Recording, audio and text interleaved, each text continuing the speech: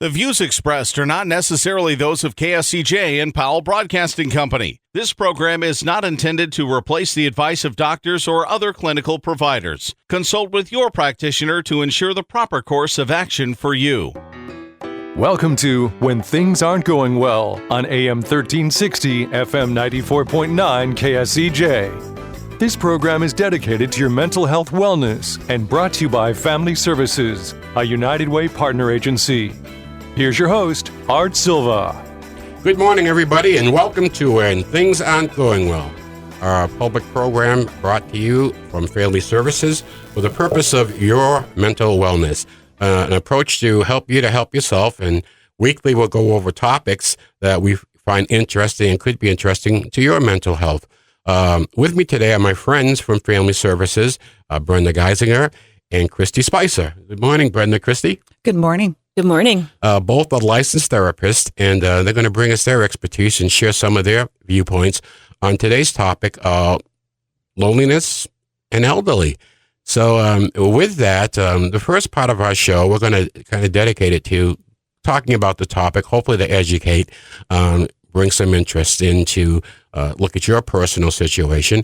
And the second part of the show, we're going to talk about what you can do about it.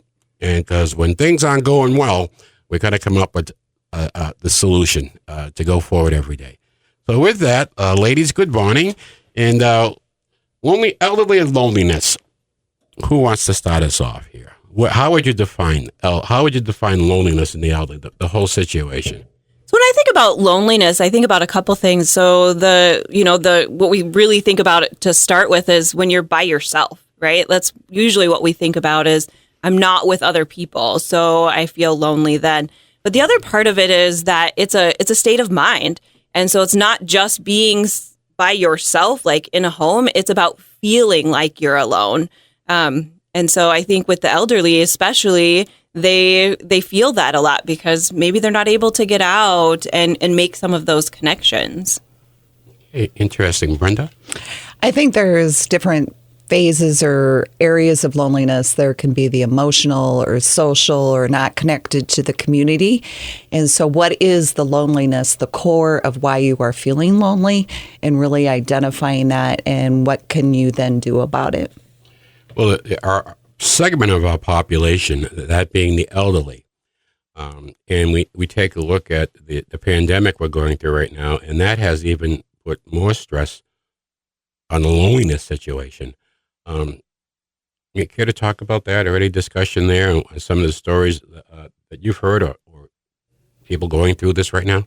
Yeah, I think a lot of people, whether they're elderly, teenagers, people in all stages of life have had to make a lot of changes with their social interactions with others, and people who, really enjoy and their mental health is strongest when they're with other people. That's really impacting them right now. And they're having to, if they want to make some changes with that, think outside the box, really think about some other opportunities they can utilize. I find that with grandparents, when you start to, and as our seniors get older, you start to get, and as we get older, you start to understand a lot more about the changes they're going through. Loneliness caused by loss of friends. I know we all want to live a long, good, healthy, quality life, but we have losses along the way, and that affects and impacts the loneliness issue. Well, and I think there's some routines that have just been lost, or some traditions, family gatherings or visitations. If you're in assisted living or by yourself, your family may not feel comfortable visiting you because they want to keep you safe if you're elderly. And you miss that. You miss those moments. You miss the hugs and the, just that conversation. So it's tough right now. We have a wonderful woman who volunteers her time at the stuff store. And why she does it is the contact with people. She just loves being out and seeing people. She's a lovely personality. And she has the opportunity to take time off to handle her family needs. But her reason there was, I need that contact. So, and she spreads the joy also. People can be beacons of light. They can show off their best stuff. nothing worse than getting an A on your report card and nobody to tell it to.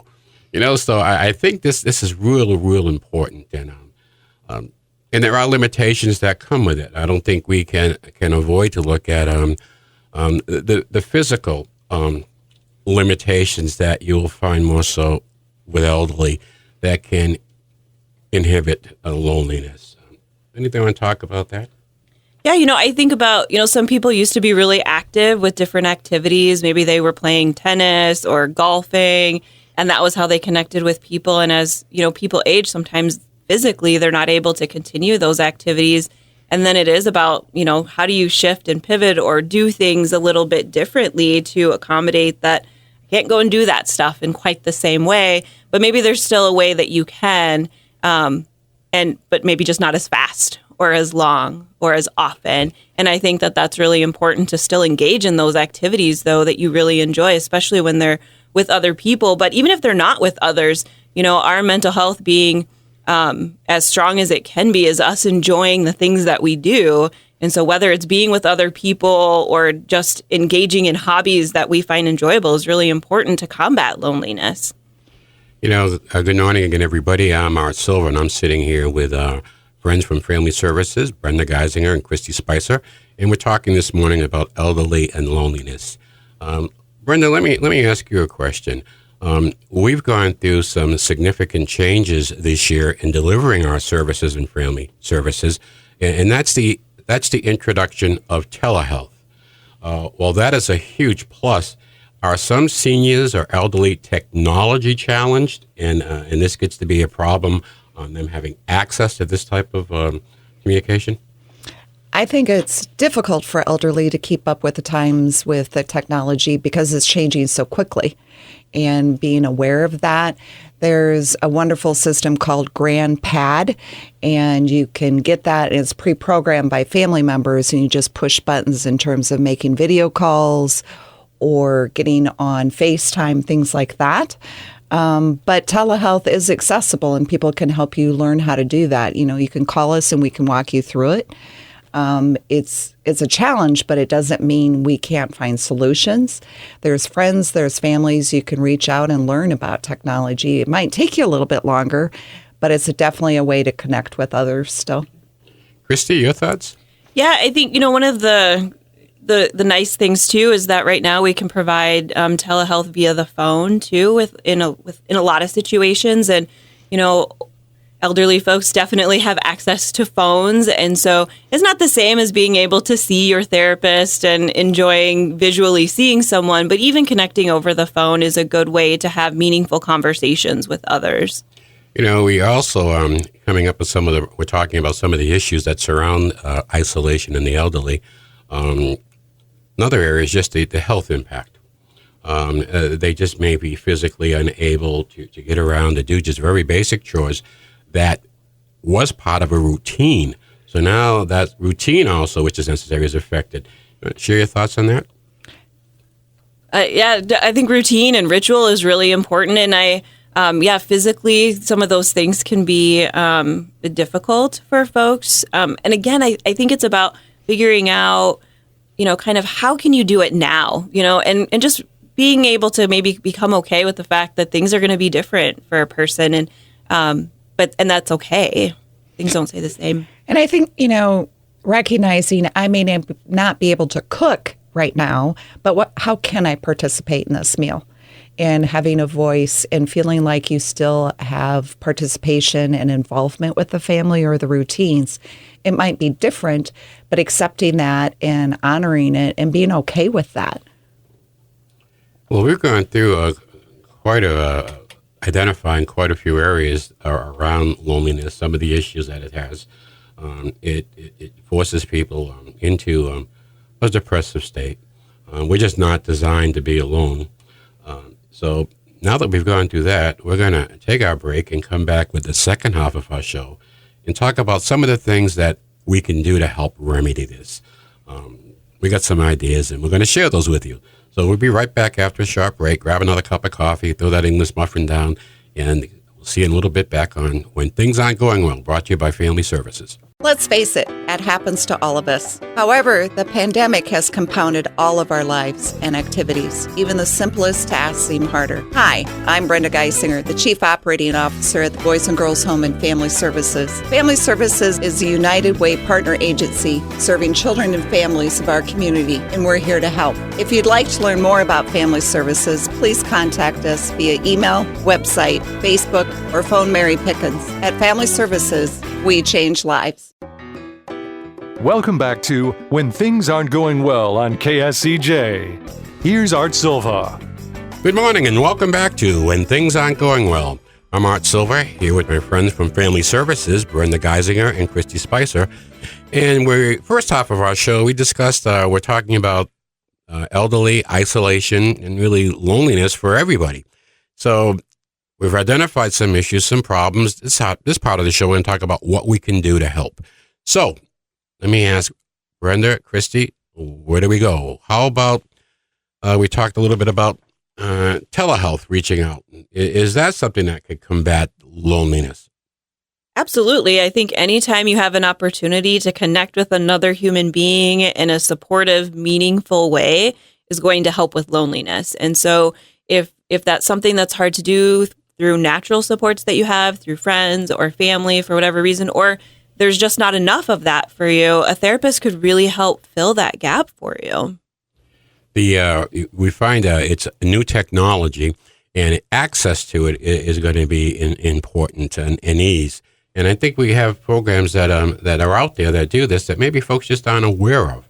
But it's the coming thing. I know that insurance companies have approved the use of telehealth, so that's a major change. So if you aren't familiar with telehealth, that's something you can give us a call at Family Services, 293-4900, and we'll be glad to explain how to go about getting some telehealth services.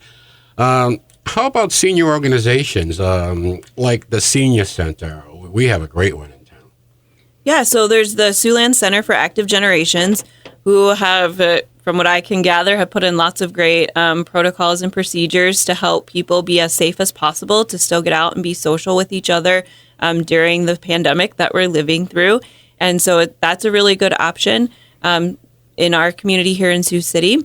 I also think, there's other ways to get involved too. You can look to a faith community that might be of interest to you as well, that might have specific programming to your age group, or just might have some volunteer opportunities that might be interesting to you. I believe WIT is still offering adult learning classes. They may have to do it online, but those are out there. Excuse me, if you want to learn new things or explore hobbies or just add to your repertoire what you currently are doing.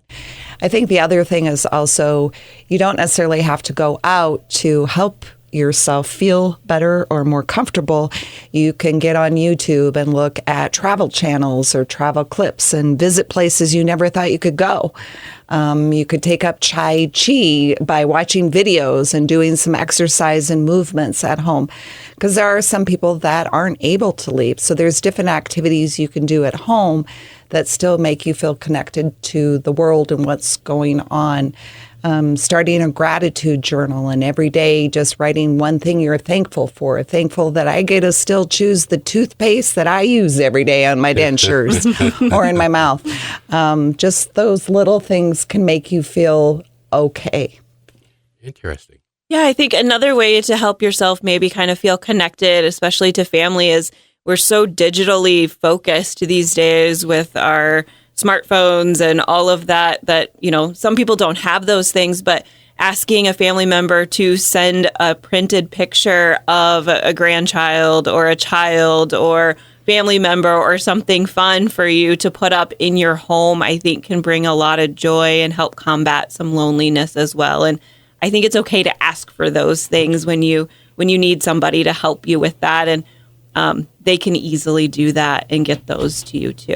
I know my grandson's picture on my fridge brings a smile every day to my face. Captain Calvin, yes, sir. You mentioned, exercise, and one thing we're looking at, modified exercise, particularly with the elderly. One thing we're looking at a new family services building that's going to be opening up in Q1 is putting a class in for yoga for the elderly. yoga and meditation. It'll be on site. Of course, we're going to be opening that will be due to how the pandemic goes and the controls there. But we recognize that being a helpful aid, we like to do yoga for adolescents. Yoga and meditation, that your mind is your computer, and that runs everything else in your body, so you got to keep that sharp. So we got some exciting new programs coming at Family Services, and we move to our new facility.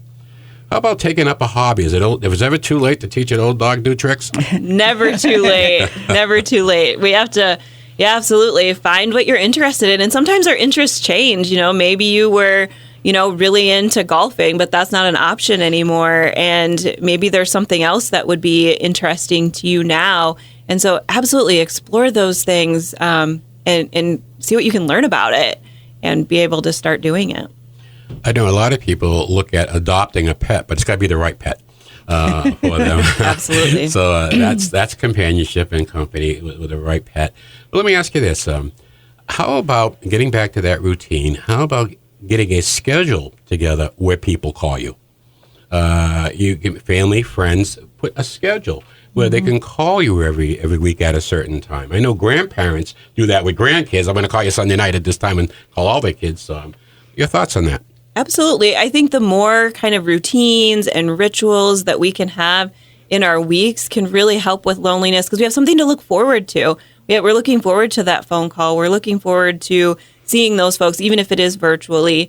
And so I think that is really important. And also make the calls yourself too. You don't have to wait for people to connect with you, but, you can reach out. I think sometimes people might feel like, oh, but I might be interrupting them. In the world of cell phones and voicemail, if they're busy, they're not going to answer. You can leave them a very nice message and, you hope that they'll give you a call back when they have a chance. And so reaching out yourself and not being afraid to do that, I think is really important. And I would say no one's going to think that's a bother. Do that if that's going to be helpful to you. I think it's also wonderful, in the wintertime, people are staying indoors and you kind of feel claustrophobic. It reminds me of that when this is going on with the pandemic and everybody looks forward to spring and getting outside and walking and seeing each other. So it's the same kind of thing of just reaching out. That phone call can be the spring and that sunshine that you so look forward to right now.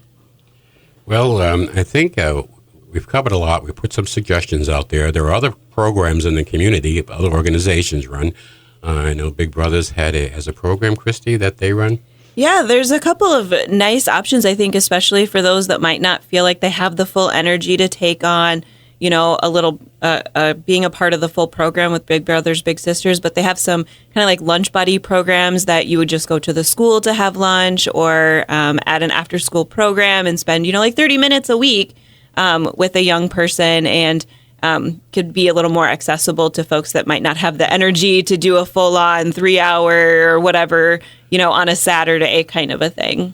How about pen pals? How about writing? How about getting young people? I think there's some programs out there that you can write to an elderly person, like at names of nursing homes or senior centers. Yeah, absolutely. I don't know any of that off the top of my head, but yeah, that's always an option. And, if you're living in your home and you're feeling lonely, contact a care center and say, is there someone there that I could write to? And maybe you could even have a pen pal, with those individuals who are experiencing that. Well, this has been, we're running towards the end of our show, and this was a great topic. And I think we've also outlined not only the problems, but some of the things you can do to help correct. If you'd like more comments on this or you'd like to get more information, you can give us a call at Family Services at 293-4900, and we can cover anything that we talked about already in the program. At the end of every show, I like to give you a little mental health humor, and since we were talking on elderly and loneliness, my humor today is going to be two ladies sitting down talking with each other, and one lady saying, geez, it's lonely, no one calls me or anything. Another lady says to her, well, I get a phone call every day. This young man calls to talk about my car warranty. So I'll leave you with that, and I really appreciate you tuning in. I want to give our weekly shout-out to Jan Dewar and Marianne Kakula, and I hope you guys have great weeks. Let the sun shine on you.